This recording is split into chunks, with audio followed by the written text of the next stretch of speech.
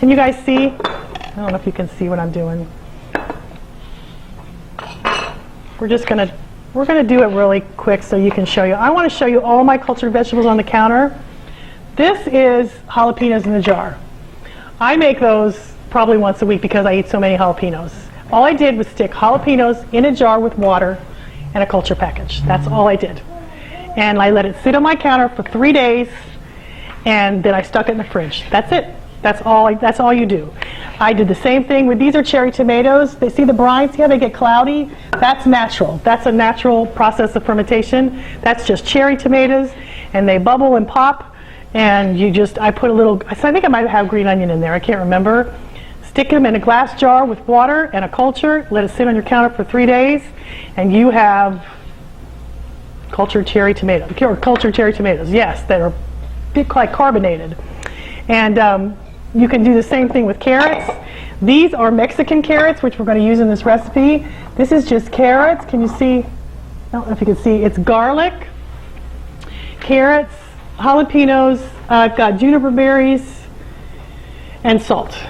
And these will knock out your sinuses if you drink too much.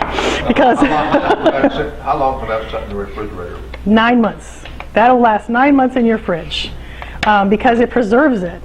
And it really is, it's incredible how they get better. They taste like a fine wine. They age, and they taste really, really good. And they have a flavor that, for instance, on these, the carrots with the jalapenos, they get really strong. I'm telling you what, those jalapenos, they are strong. So you don't want a whole lot of them, but the juice is just as powerful, which is what I'm using in my bean dip tonight. You don't need very much. It really is a great way to ferment things and to have them in your fridge, and kids love them because they're little things. You can just have them. I make carrot coins where they hold them in their hands like little quarters, and they can eat those. That's a great way to get your kids to eat cultured vegetables. Or you can also just do the whole stick. You can stick the whole carrot in there. I fermented them that way. There's just a million ways to do it.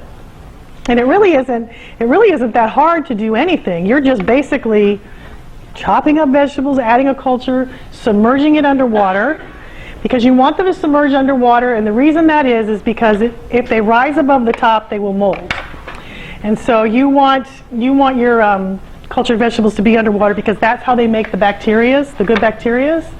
And what they do is they eat the sugars out of the bacteria, and then they create probiotics with that. And it's a wonderful thing to see them bubble and rise on your counter. I get a kick out of it. You just kind of walk away and let them do their thing, and they work for you night and day. And I mean, some of these I can do in a day with the brine. If the brine is strong, they'll culture and bubble in a day. You'll see them. And a couple days you got a whole jar of pickles. And I don't know about you, but if you ever can pickles, that is not fun. I hate that in the summertime when you do not want your house heated up. It just gets super, super, super hot. So, and canning, and with this you don't do any of that. Okay, so I added a tomato. Hang on, let me put this over here. And we need a peach. I love this because the peaches have a real nice flavor to this salsa. Have you ever had peach pico? Has anybody ever had that? It gives it just a little bit. A lot of the sugars will get eaten out. It gives it a little flavor, but a lot of the sugars get eaten out of, almost all of them, out of cultured foods. For instance, Kefir, which is a milk product, when you add a culture to that, it's 1% sugar because it eats that sourness that you taste in yogurt is the bacteria eating the sugars and making probiotics. That's why it tastes sour. So actually, like yogurts and kefirs, they're only 1 to 4% sugar because the bacteria has eaten out all the sugar. Well, that happens with cultured vegetables, with any fermented food. So it's really better for you because you don't get all the sugars, and the bacteria makes probiotics from it. I think that's genius. Do you think that's cool? That it's making a probiotic from the sugar, which we don't need tons of sugar in our diet anyway. So I'm just chopping up a peach and adding that to it. And let me tell you about this one here. While we're chopping this up.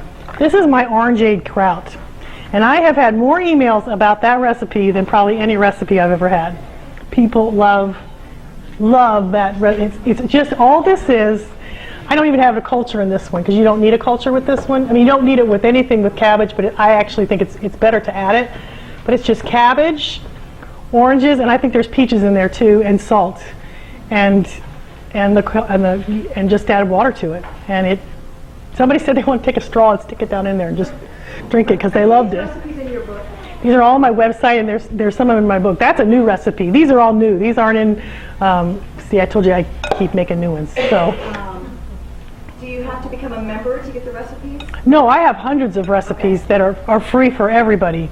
Where are my vegetables? Here. Okay, here's these onions are really strong. So if I cry, you'll know why.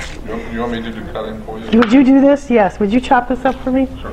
Here, let me get you. You can use this if you want. Do you have to use raw sugar or can you? You can use any kind of sugar. I am not going to tell you that you've got to. I think it's always best to use organic. I think it's best to use good sugars and good salts, but I have made it without them and they turn out great. What about honey? I've used honey to culture. I made sweet pickles with honey and they're very good. It's on my website. It's called Sweet Pickle Relish. It's very good.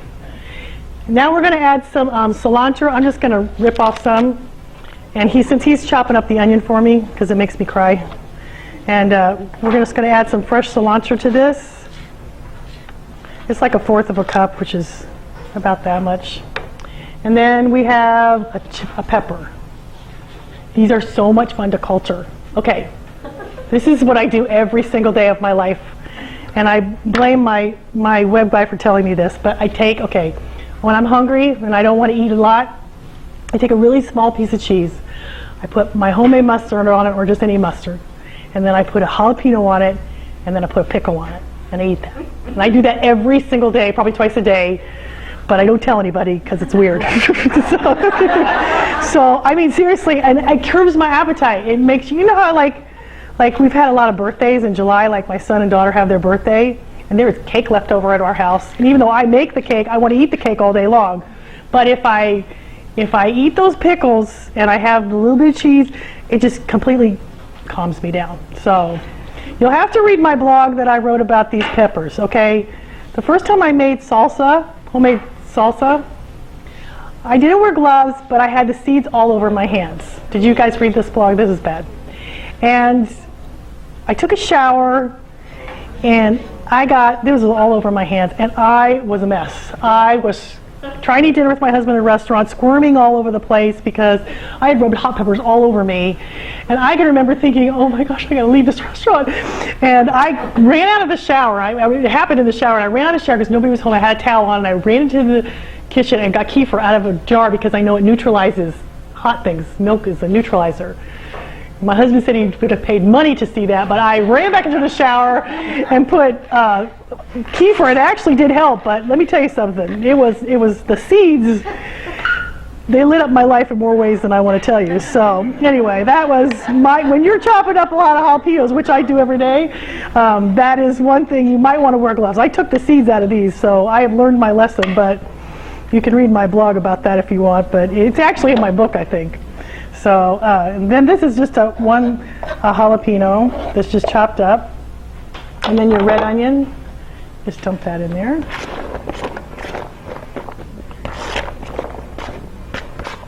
Ooh, that's strong. Did that make you cry? That's strong? Yeah, I thought so. Don't worry, it's not the first time a woman made me cry. Yeah. Okay, so now we've got a lime, the juice of a lime, or a half, I think it's just a couple. I'm just using one piece of the lime. Oh, and would you mind chopping up my cucumber? Sure. Yeah. You want this gone? Yeah, all that stuff gone. And we're just going to squeeze this over the bowl. I don't know if you guys can't see what I'm doing. It's so pretty. Look, guys, look how pretty that is. Can you see? And we're not even done yet because I'm adding the cucumber because it's better. It really is. So, and then, okay, now we need a clove of garlic, but I want to talk to you a little bit about salts. Salt's been pretty much demonized, right? They tell you it causes all kinds of problems and things like that, and it does, but that's because salt is not the same as it was years ago. They refined it, and what they did was, like for instance, this is my favorite, which is Celtic sea salt, and it's wet. And the reason that it's wet is because there's magnesium in it, and magnesium they took the magnesium out and made gunpowder with it. And then it would work in salt shakers because magnesium doesn't work very well. I mean, the wetness doesn't work very well in a salt shaker. But what I found was that it actually lowered my blood pressure when I had this kind of salt because magnesium does that. That's one of the things I'm most sensitive to and need the most is magnesium. And I have found that when you use these good salts, these vegetables love them. Himalaya salt is a good one too because they have 80 minerals in them. And 80 minerals, your body needs minerals, but so do cultured vegetables, and they go crazy. When you add minerals to your cultured vegetables with these kinds of good salts, they do so much better. But you do better too, because you need minerals. Our ground is depleted with minerals from the soil, and cultured vegetables, when you add good salts to them and the mineral increases, it actually helps you to retain and absorb your minerals. You get more. So it's like getting more bang for your buck. Okay, so now all we need left here is, let me get a spoon, hang on. You got a spoon here? Hang on. We're going to just toss this all together. And when he gets done with the cucumber, that I forgot to tell you about. Isn't that pretty? You guys are going to get to eat this too. And this, I've got the one fermented. You're going to love this. And this is the time of year when you need these. I've even tried this with zucchini, but I liked the cucumber better. So I probably need to add another tomato, but for the sake of time, I'm not going to. See, it should have more of a, like this is the Pico here. It should look a little bit more red. I didn't add as many tomatoes, but okay, so we've made this, right? So now we're going to ferment it. And I'm going to put it in this jar. I'm going to use an airlock jar, and I'm going to show you how to do both of them. You don't need to use this. This has got a little stopper in the bottom. And you're just going to pack this in your jar.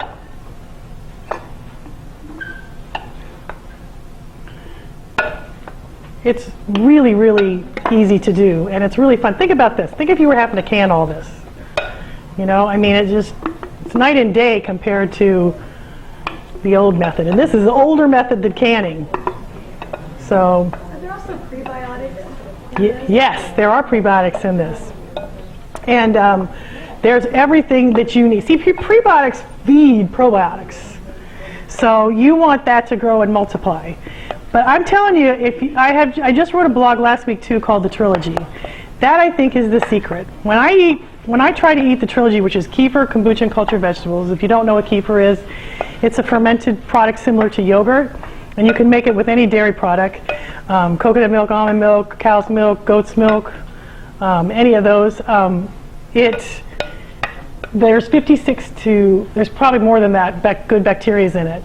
And it's incredible what happens when you eat this food. It just is quite powerful. And I have that every day with a bottle of fermented tea called kombucha. If you're not familiar with fermented tea, it's delicious. It's what got me off of Diet Pop. And it's a liver detoxer, and it's powerful.